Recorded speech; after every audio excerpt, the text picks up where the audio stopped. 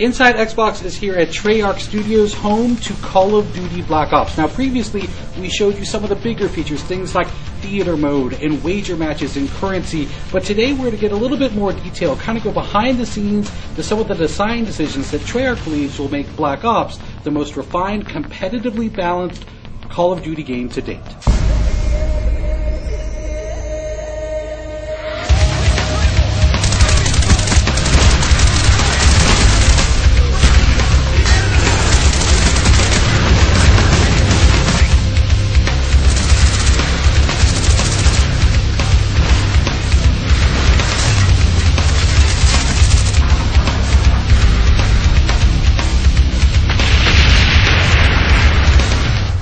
One of the great things about having such a large community of players playing our game is that it isn't very difficult for us to hear when fans do not like something about our game or they do like something about our game. All we have to do is listen, and we are listening.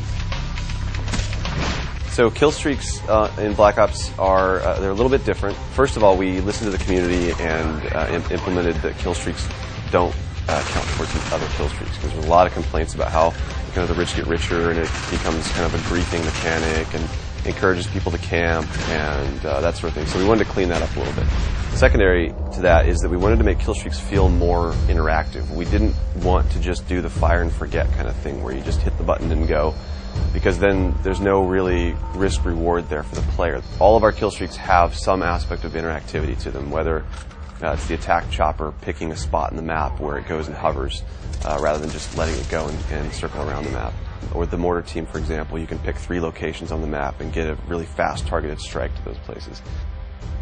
So the perk design philosophy is we want every perk to feel like it supports a specific gameplay style. So we want to kind of beef up this characterization of, if I select a perk, this represents me and how I play the game. So for example, we have a perk called Hacker. Hacker is similar to some of the perks in previous Call of Duty games where they let you see enemy deployed equipment in the world. The difference with Hacker is that you actually can go up to enemy equipment now and hack it so that it turns to your team, and the guy who owns that piece of equipment won't know that you've done that. One of the big changes that we're making in Black Ops multiplayer is that your perk 1 slot is what determines what your character model is. For example, Flak Jacket is one of them. Flak Jacket decreases explosive damage, so the character model is all beefed up. He's kind of, inspired by that bomb diffuser kind of guy with padding and extra elbow pads and knee pads and helmet. So you can tell from a distance at a glance that guy has Flak Jacket as one of his perk 1 slot selections. And if you throw a grenade, he's probably not going to die from the grenade. A lot of suggestions made it in from the community, starting from those objective icons, the A and B icon. They'll fade away if the reticle over them, so no longer are they getting in your way when you're trying to shoot.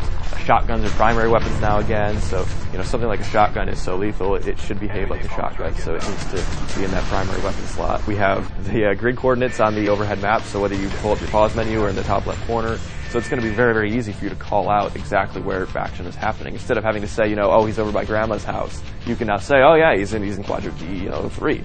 We take suggestions from all sorts of our sub-communities. Another one is this whole new core movement mechanic called diving to prone. So it's something that we found was very interesting.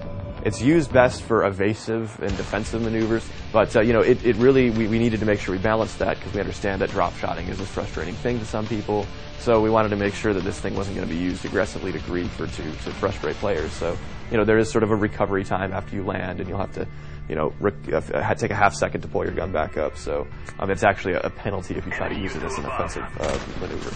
Little subtle things to the game that I think the fans are really going to like. We hope you've enjoyed our in-depth look at what it takes to put together the multiplayer for a game like Call of Duty Black Ops. Thanks everyone for watching Inside Xbox. It's too close. Fight harder.